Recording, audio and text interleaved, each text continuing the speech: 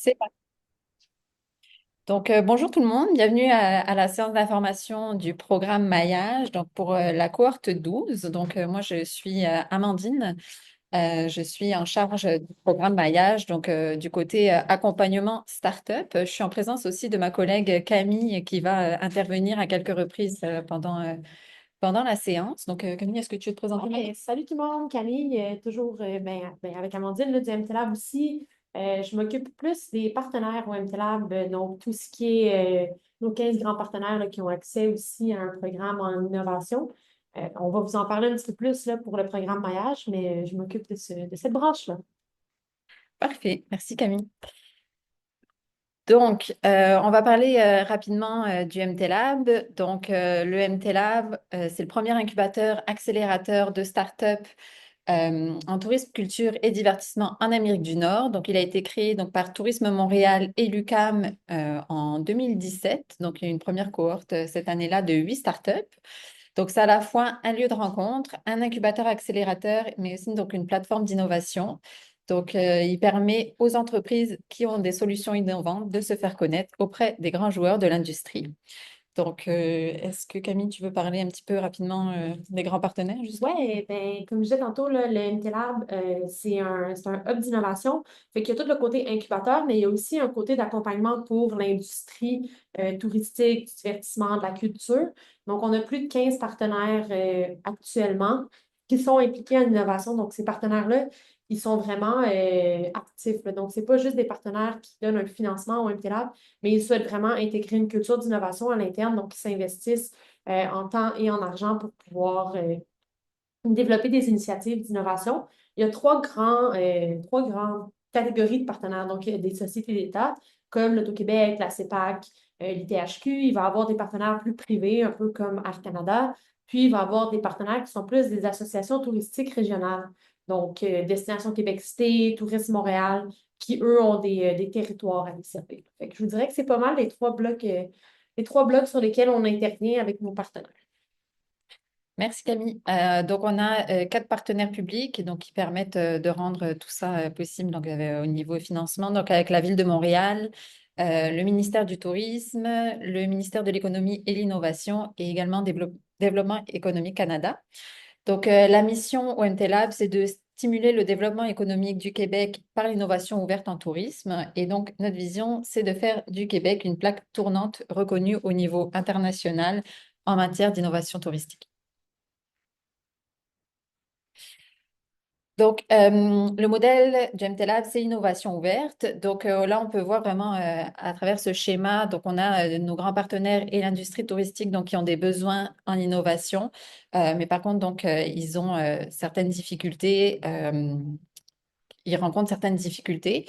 Et les solutions, les startups, enfin, pardon, les startups arrivent avec des solutions, des idées nouvelles.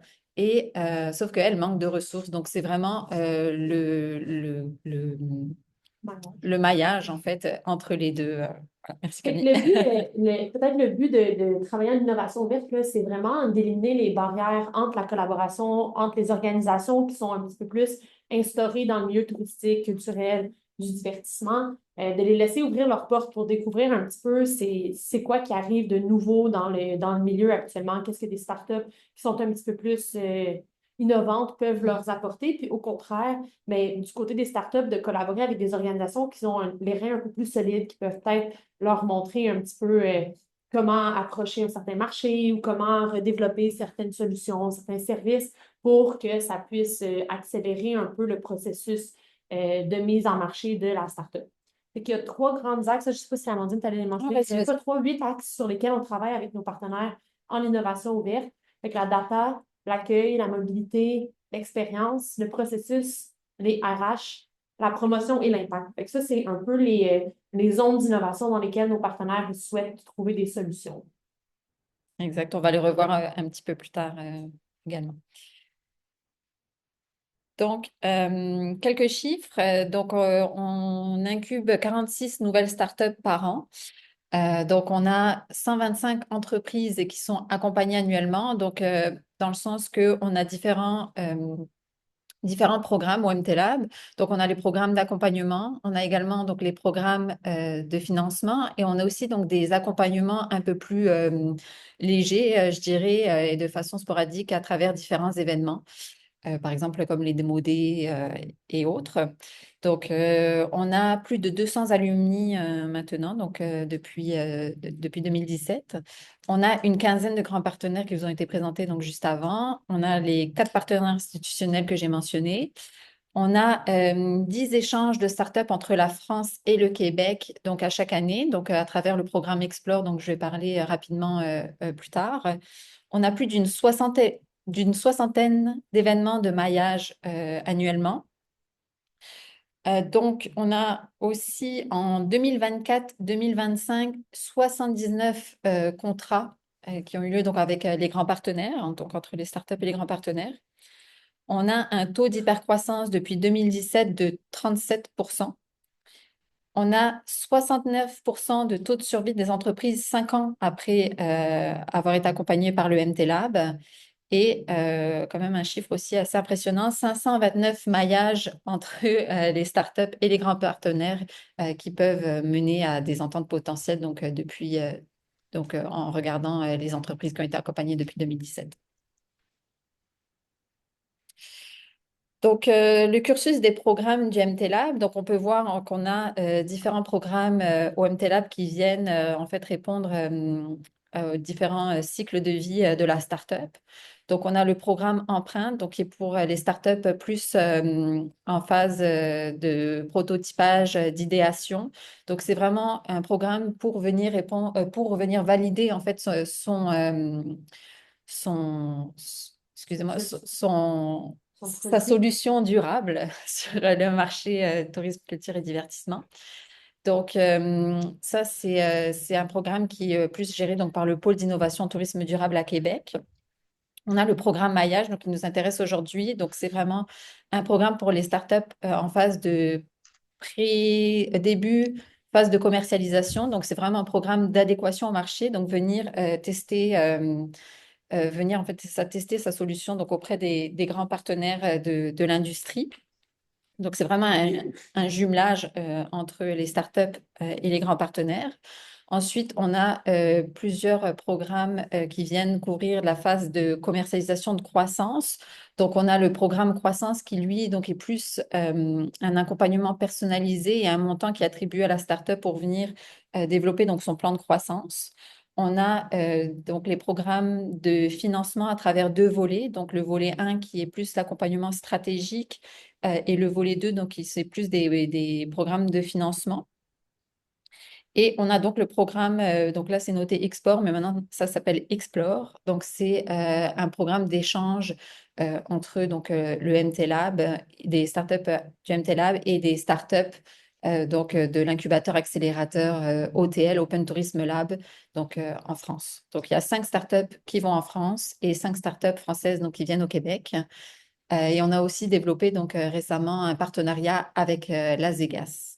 Donc, Puis peut-être juste rajouter, là, ici, on voit le cycle de vie d'une startup de façon linéaire, là. ouais, Mais comme vous savez, ça peut être aussi un peu plus circulaire, ce cycle de vie-là. Fait que si vous êtes en train de développer un nouveau produit, un nouveau service, ça peut tout aussi bien être le programme maillage. Donc, ça n'a pas besoin d'être la première fois que vous êtes en adéquation au marché. exact. Ça peut être pour un nouveau produit, un nouveau service. Ça peut être pour développer un nouveau marché qui est le milieu du tourisme, de la culture, du divertissement, si vous n'êtes jamais venu ici. Ça peut être parce que vous prenez un pas de recul puis vous voulez revalider certains éléments. Fait que, on est plus sur un modèle circulaire malgré le fait qu'on est sur le cycle de vie d'une startup. Là, fait que c'est pas si restrictif que ça quand même là, Ouais, comme programme. merci de le préciser. Et donc, on a aussi, pour finir, donc, le programme Altitude, qui est également ouvert aux candidatures actuellement. Qui est donc un programme qui est plus donc, pour venir solidifier l'entreprise pour faire face à la croissance. Donc, c'est plus tout ce qui est recherche de financement, préparation pitch aux investisseurs et renforcer en fait ses liens avec l'industrie. Donc, la différence, comme je mentionnais, donc, parce que le programme Altitude est aussi ouvert aux candidatures, donc je veux juste venir un petit peu comparer les 2 programmes. Donc, le programme Altitude, on vient cibler un peu donc, les entreprises B2C, B2B2C, mais aussi donc les entreprises en B2B. On n'est pas complètement focus sur le B2C. L'objectif, c'est vraiment de venir, donc, comme je mentionnais, valider le potentiel de croissance en tourisme, culture et divertissement et donc de solidifier l'attractivité auprès des financeurs. Et donc, au programme, c'est des préparations pitch, travailler sur le plan de croissance, le plan d'investissement. Et donc là, on va venir euh, essayer donc de favoriser donc les rencontres entre les financeurs investisseurs et apporter donc des ateliers vraiment personnalisés et dédiés à cela. Le programme maillage, donc c'est plus donc évidemment B2B puisque ça vient répondre aux besoins en innovation des grands partenaires. L'objectif donc c'est de tester son produit auprès des grands partenaires donc de l'industrie de tourisme, culture et divertissement. Et au programme, donc plusieurs activités de maillage, un speed dating entre les startups et les grands partenaires. Il y a plusieurs rencontres privilégiées donc avec ces grands partenaires-là et aussi donc des ateliers vraiment personnalisés. Puis quand on parle de B2B, là, on parle de B2B2C Oui, aussi, B2B2B, tu sais, c'est comme, exact. c'est assez vaste, là, surtout pour ce qui est des associations touristiques régionales, comme je parlais, qui, eux, desservent des plus grands territoires. Eux vont souvent plus Mm. rechercher des solutions qui vont desservir les organisations de leur région et non pas nécessairement leur organisation à eux en particulier. Donc, ça peut être à effet ricochet, là, comme ça. Tout à fait. J'ai vu une question dans le Ah, chat. oui. Est-ce qu'on peut faire les deux programmes, altitude et maillage, en même temps? Je pense pas qu'on Donc, peut en même non, temps. vous ne pouvez pas en même temps. Par contre, vous pouvez candidater aux deux. Donc, après, si vous êtes sélectionné dans les deux, ce qui est en soi un beau problème, vous aurez juste donc, en fait à choisir. Et à ce moment-là, on pourra vous orienter vers le programme qui vous convient le mieux. C'est Mais, aussi possible de les suivre l'un après l'autre. Donc, vous pouvez passer par maillage, puis ensuite altitude ou vice-versa, mhm, là. Si vous appliquez aux deux et que vous êtes pris seulement un, il n'y a rien qui vous empêche de réappliquer à l'autre programme à la prochaine candidature. exact.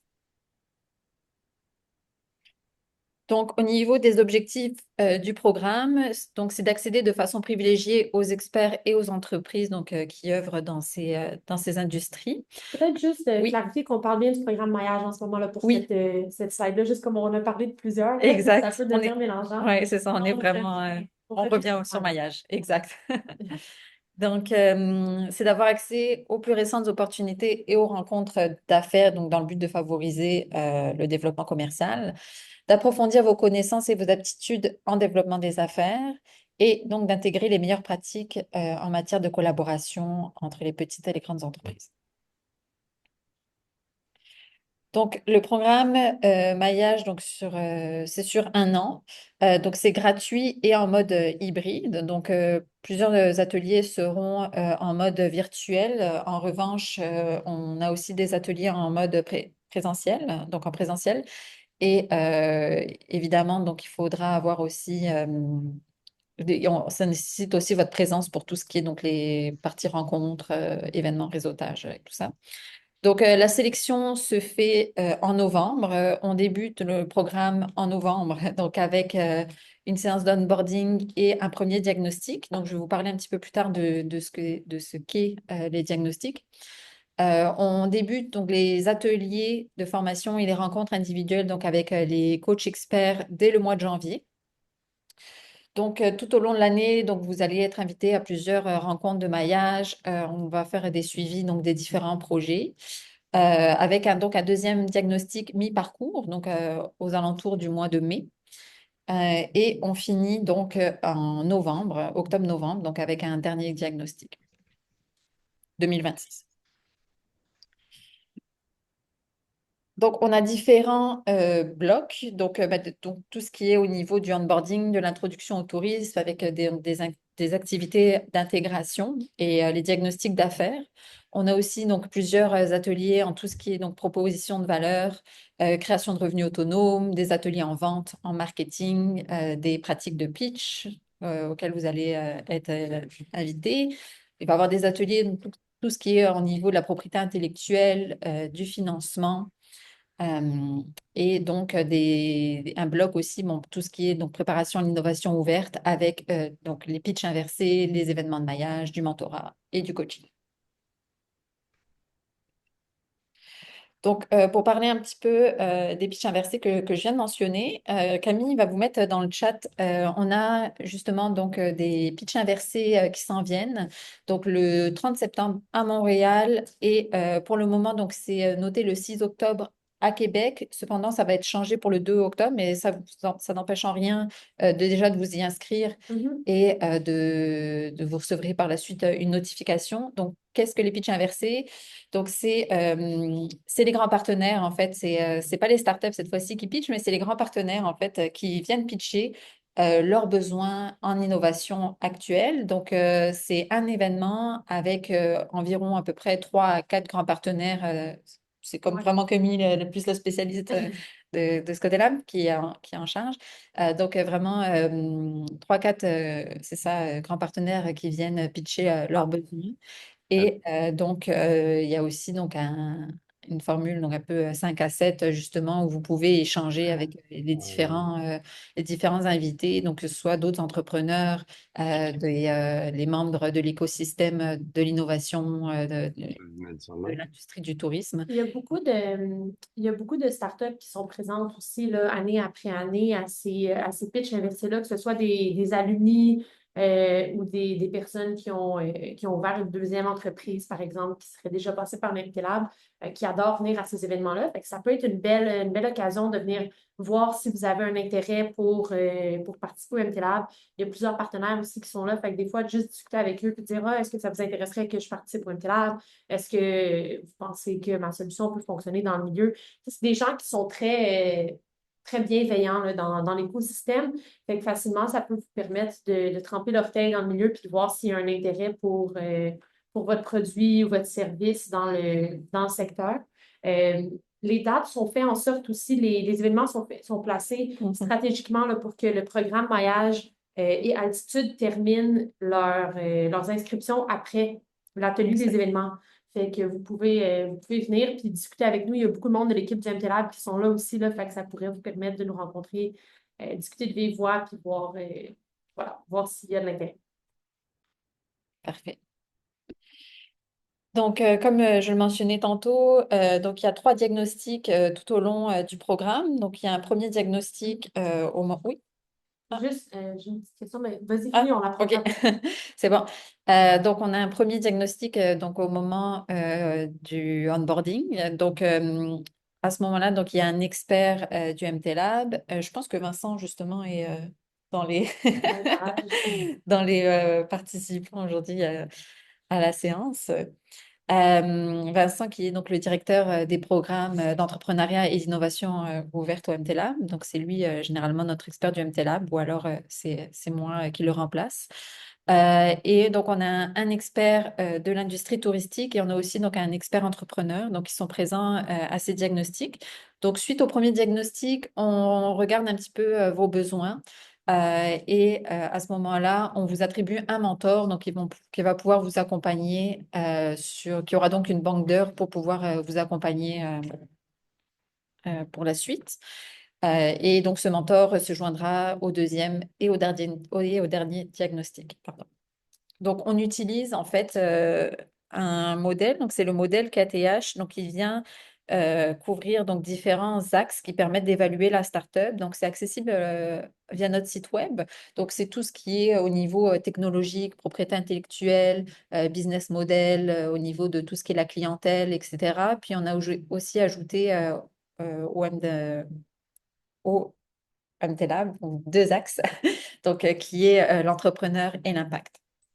Juste deux petites Oui. questions. Il y a Reine qui pose la question, si la plateforme est toujours en développement en novembre, avons-nous la chance de passer le premier diagnostic? Je ne sais pas si tu veux prendre la parole, Reine. Là. Je ne suis pas certaine de savoir de Oui. quel développement tu fais allusion, là, mais tous les startups qui sont incubés au MTLab passent le premier diagnostic, là, peu importe le programme, là, Mm. mais ils sont bien stratégiquement placés là, dans la cohorte pour que vous puissiez passer le premier diagnostic au début, puis avoir une idée de ce qui est à améliorer dans le cadre de votre passage au MTLab. C'est ça, puis je l'ai mentionné, souvent le premier diagnostic, on le fait sous forme d'auto-diagnostic aussi, en fait, pour que vous puissiez, en fait, vous évaluer, puis voir un peu juste vos en fait, dans quelques mois, à quelle échelle vous voyez. C'est ça, donc ça permet vraiment une familiarisation avec l'outil et avec le système en fait, de diagnostic. Ce que Oui. je voulais expliquer, c'est que quand j'ai vu on va dire, le formulaire d'inscription, c'est dit qu'il faut qu'on soit au début en train de commercialiser, en début de commercialisation. Et avec l'application, comme on est en train de la développer vraiment, on essaie d'accélérer, mais il y a toujours des imprévus qui fait que ça prend du temps. Donc, je ne sais pas si en novembre, la plateforme sera vraiment au point de déployer. C'est ça un peu mon inquiétude. Est-ce que si c'est pas encore déployé, ça m'aide toujours à intégrer le programme? Parce qu'au juste, on visait début décembre pour commencer la commercialisation. Ok, mais en soi, c'est pas un souci. Tant que en fait, votre plateforme elle est déployée dans les premiers mois de l'incubation. Donc, Ouais. c'est pas. Parfois, il y a certaines startups qui sont quand même un peu plus early, mais il faut vraiment en fait que votre projet, enfin que votre solution soit prête à être déployée assez rapidement, dans le sens que si un des grands partenaires en fait veut faire affaire avec vous, vous puissiez être prêt assez vite en fait pour pouvoir aller de l'avant. D'accord. Et puis, je rejoins aussi la question de Monsieur Ben. Donc, Oui, merci. oui, j'ai vu, Ben, ta question également, là.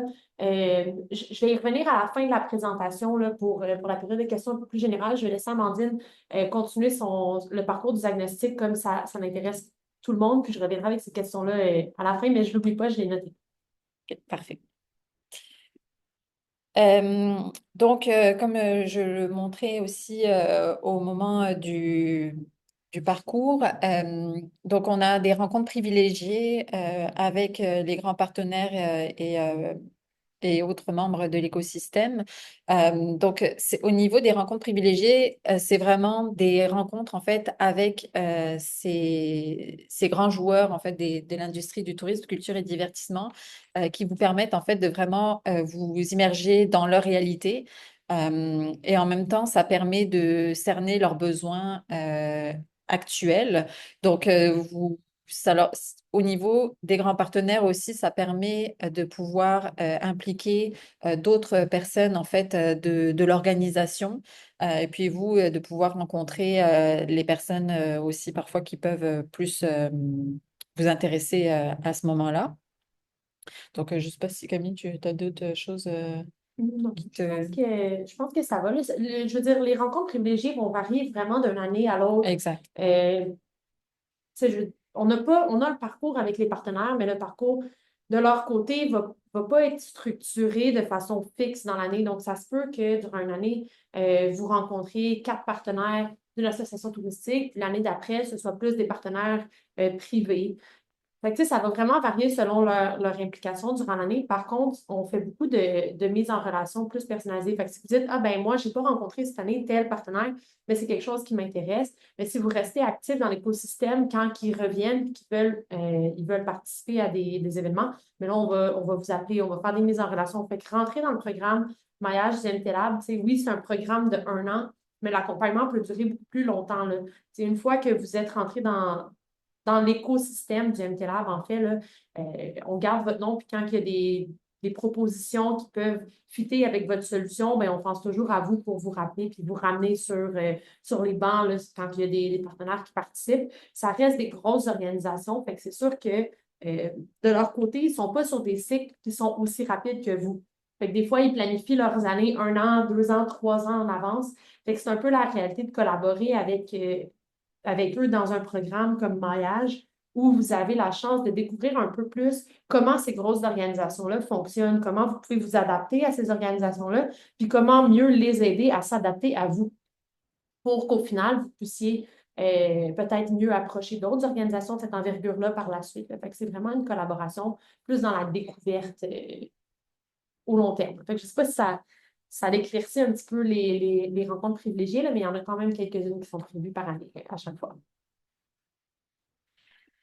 Juste, il y a Cheyenne qui demande où ils vont pouvoir accéder à l'enregistrement. Est-ce que c'est envoyé par courriel après? Non, dans le fond, il va être mis directement sur notre site web, donc sur la page du programme Maillage. Suite à la séance, donc probablement cet après-midi, il sera déjà en ligne. Donc, juste pour illustrer un petit peu, donc quand on parle de rencontres privilégiées avec les grands partenaires, là, c'était en mai 2024, si je ne me trompe pas. Mhm. La cohorte est allée rencontrer Destination Québec Cité, le port de Québec et le Musée de la Civilisation.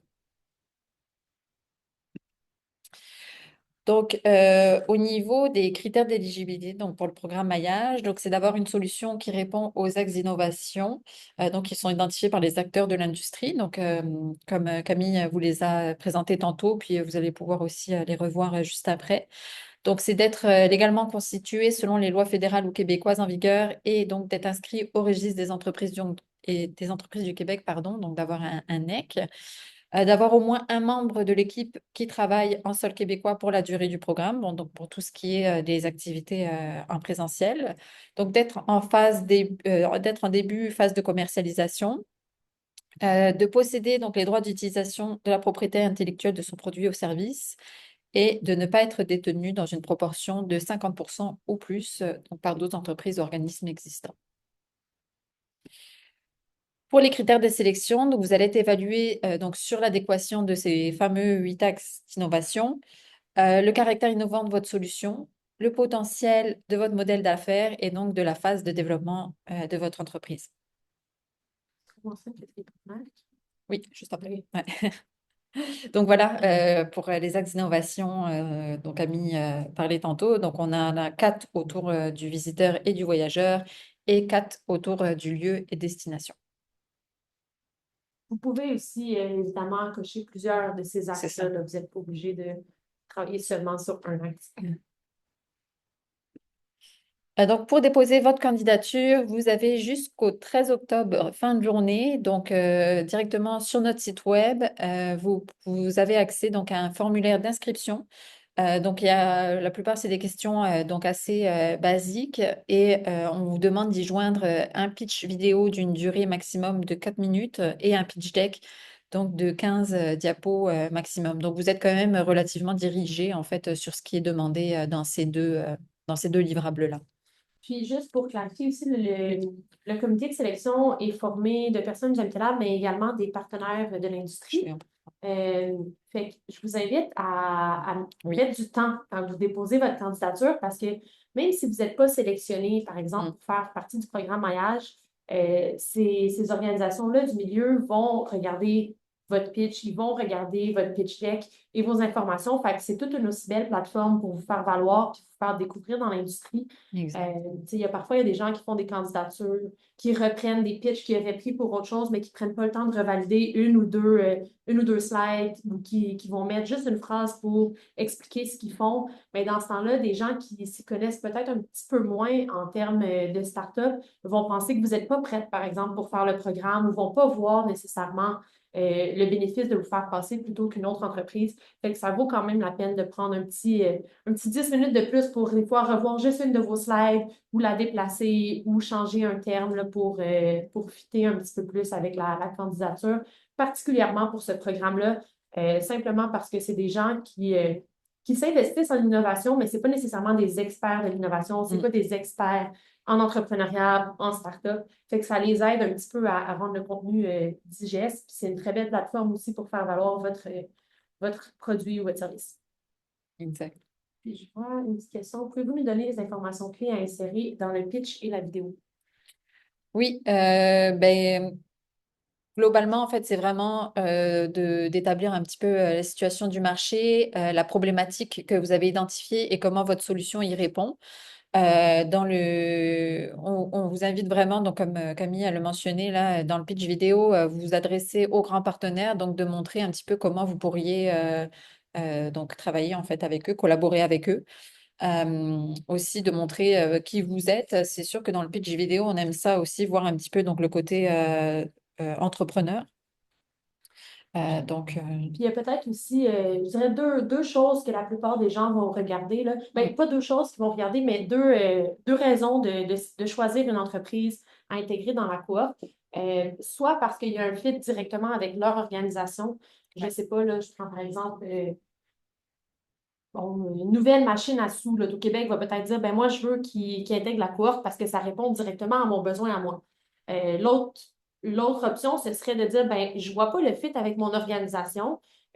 Par contre, je connais beaucoup de gens dans l'industrie, je connais beaucoup de gens dans l'écosystème et je vois un potentiel pour améliorer le milieu touristique, culturel ou du divertissement et je souhaite que cette entreprise-là passe la période dure de start-up. Donc, je vais pouvoir la référer à des collègues, je vais pouvoir la mettre de l'avant, l'aider à améliorer sa solution pour que ça passe les étapes plus difficiles. Donc, c'est un peu les deux raisons principales pourquoi une start-up serait sélectionnée. Est-ce qu'il y avait d'autres La questions question, spécifiques à ce moment-là? je crois que vous avez travaillé avec des startups hors Québec pour le programme Altitude. Avez-vous déjà travaillé avec des startups hors Québec pour le programme Maillage? Si oui, avez-vous plus d'informations sur la façon de joindre le programme en tant que startup non basée au Québec? Ben, Amandine, tu peux compléter, là, mais ça prend au minimum un numéro d'enregistrement du Québec. Exact. Donc, il faut que vous soyez du moins basé au Québec. Là. Si jamais vous avez besoin de vous déplacer pour une rencontre ou quelque chose comme ça, il faut que ce soit une option. Mais on n'est pas fermé à travailler avec des organisations qui seraient majoritairement implantées en Ontario, au Nouveau-Brunswick ou ailleurs au Canada ou même à l'international. Là. Tant que vous avez un numéro d'enregistrement québécois, c'est nécessaire. Et que Et vous puissiez vous déplacer donc ouais, au Québec lors d'événements ou de rencontres. ce programme-là, particulièrement maillage, fonctionne bien quand plus vous vous impliquez, plus vous avez de chances d'en bénéficier dans ce programme-là. Il y a beaucoup de relations avec les gens. Donc, si vous venez à des 5 à 7, les gens vont vous Mm. voir plus souvent, je ne sais pas, bon, 5 à 7 au pitch inversé, aux activités qu'on organise, mais plus vous allez vous créer un réseau dans l'écosystème, plus les partenaires, plus les gens du milieu vont vous connaître, vont penser à vous quand ils ont un besoin par rapport à votre domaine d'expertise, plus vous allez bénéficier du maillage. Fait que c'est vraiment comme un tremplin d'accélération vers le milieu ou vraiment de maillage pour votre réseau. Fait qu'il faut vraiment être disponible pour se déplacer au niveau du Québec là, quand il y a besoin. Il y a une main levée, Frédéric, si tu veux ouvrir ton micro pour poser ta question. Oui, ben, merci beaucoup pour la présentation très claire, limpide en l'occurrence. Donc, bravo pour cette présentation. J'ai une question au niveau technique, à savoir, est-ce que vous autorisez également aussi ceux qui sont enregistrés au registraire de la Corporation Canada, c'est-à-dire un numéro Canada Inc. Euh, Est-ce que ça peut être aussi considéré comme étant valable par rapport à l'enregistrement pour le programme? Vincent semble dire non. Ouais, c'est ça. Je le vois hocher Vas-y, la tête. Vincent. Ça prend vraiment un NEC, un numéro d'entreprise du Québec. C'est pas compliqué à faire, là. C'est une question de quelques jours. Vous pouvez le faire de partout, je pense, au Canada, là. Ça vous prend juste une adresse. Par le passé, il y en a qui ont utilisé l'adresse du MT Lab, là. Mais c'est ça, c'est tout à fait possible. Euh, mais ça reste quand même que c'est ça, ça vous prend un NEC pour faire partie des programmes au MT Lab. Mais on a des entreprises qui étaient françaises qui ont participé au programme Maillage, des entreprises canadiennes de d'autres provinces qui ont participé à Altitude. Il n'y a absolument aucun problème, tant et aussi longtemps qu'on a un NEC ou du moins euh, que vous nous dites, garde, si je suis sélectionné, je vais faire mon NEC dans la semaine suivante, là. Merci pour les informations. Je laisse faire ta dernière slide, puis Oui. après ça, je reviens sur la question de Ben par rapport aux hôtels, puis Oui. Sabrina pour la Parfait, classe. super. Donc, au niveau de la sélection, donc le processus, donc tous les candidats qui auront candidaté seront contactés donc à la fin octobre. Donc, certains d'entre vous donc seront invités donc à pitcher devant les grands partenaires le 5 novembre à Montréal. Donc, très important à savoir, c'est vraiment les grands partenaires qui font la sélection. Euh, donc, les entreprises sélectionnées donc suite au pitch fait devant les grands partenaires seront amenées à débuter le programme maillage en présentiel le 19 novembre, donc avec une séance d'onboarding, une présentation des grands partenaires donc, qui sera faite par l'équipe MT Lab, donc Camille là, qui est présente avec nous. et suivi donc, par l'activité de diagnostic. Donc là, vraiment, c'est des dates à garder en tête. Le 5 novembre, donc si jamais vous êtes présélectionné donc pour pitcher devant les grands partenaires, très important d'être disponible pour vous rendre à Montréal. Et donc le 19 novembre aussi, si jamais donc vous êtes ensuite sélectionné officiellement. Donc voilà, merci à vous. Donc vous avez un code QR qui va vous amener directement vers la page du programme. Là, on va donc entrer dans une petite période de questions-réponses. Et si jamais vous avez d'autres questions qui vous viennent par la suite, vous n'hésitez pas à m'écrire. On pourra organiser une rencontre et vous pourrez me poser des questions donc un peu plus spécifiques en fait à votre startup.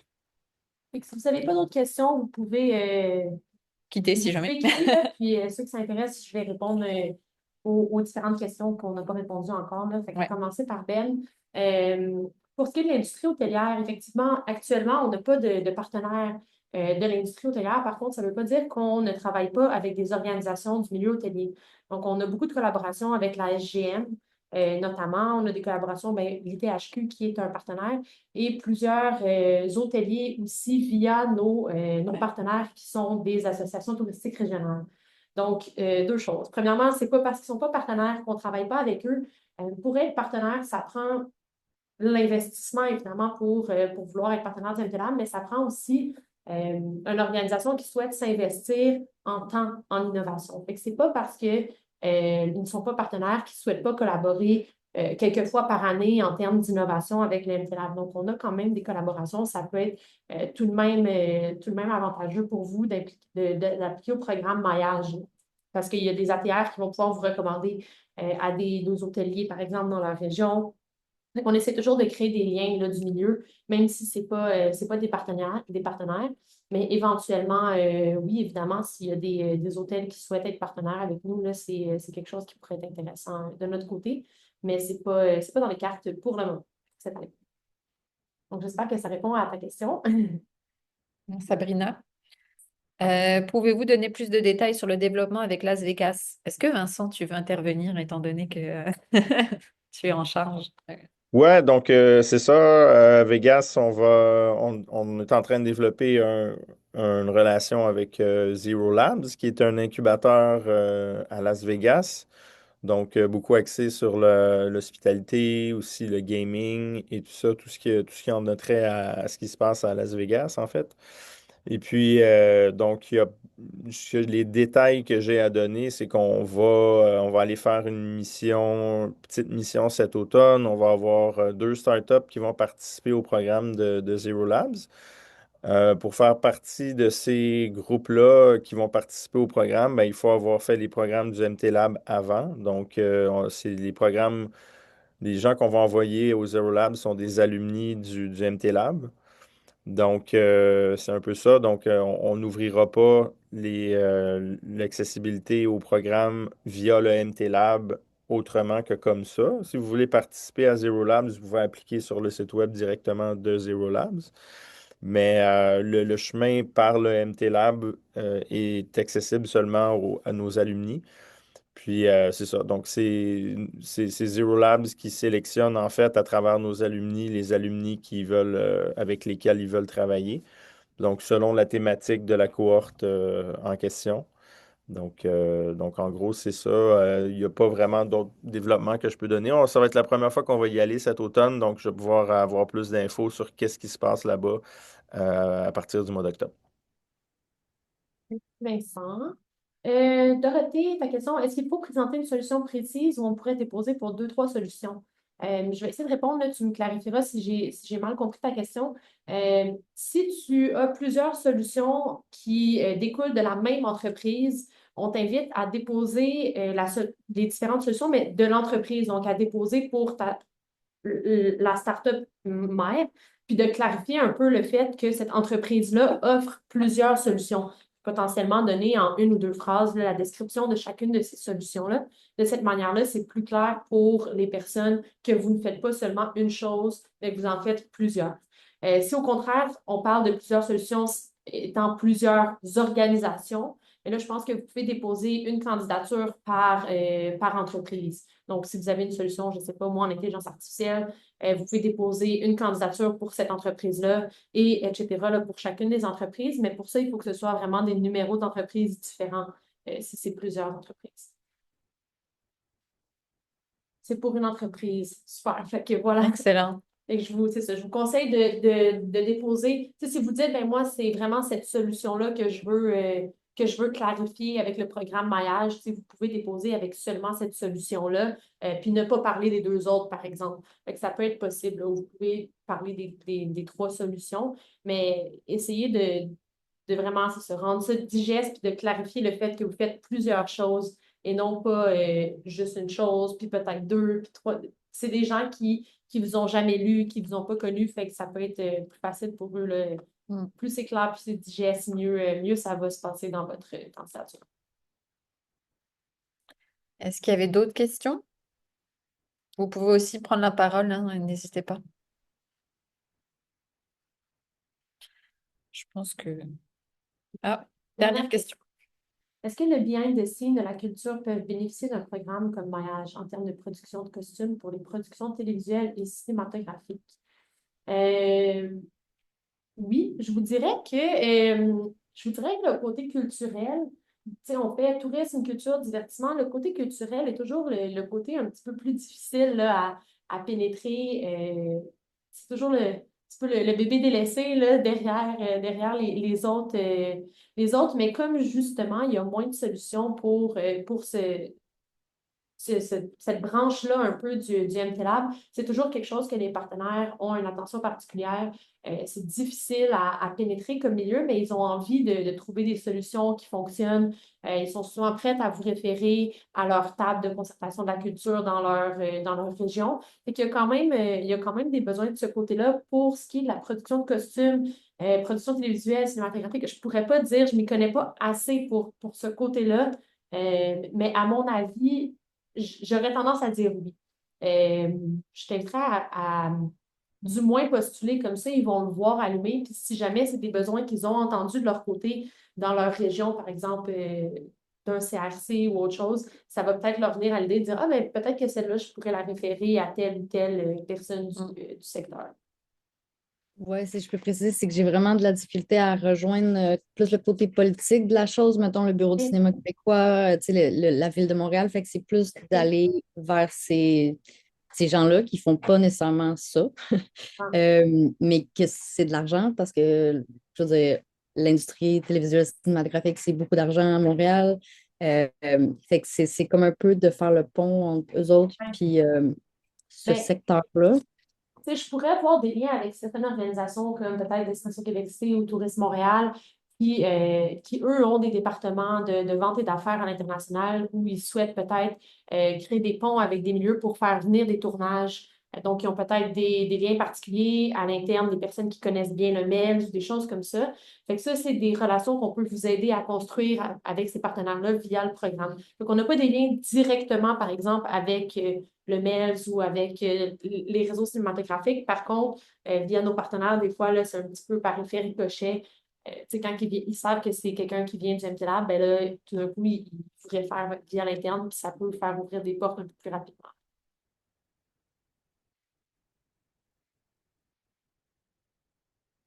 Merci. Donc, mais s'il n'y a pas d'autres questions, on va arrêter la séance. Puis, c'est ça. Donc, n'hésitez pas à nous contacter si d'autres questions vous viennent entre-temps. Donc, merci à tous. Au plaisir de Puis, vous voir au oui, PHRC. exact. Donc, à bientôt. À bientôt. Un grand merci. Salut tout le monde.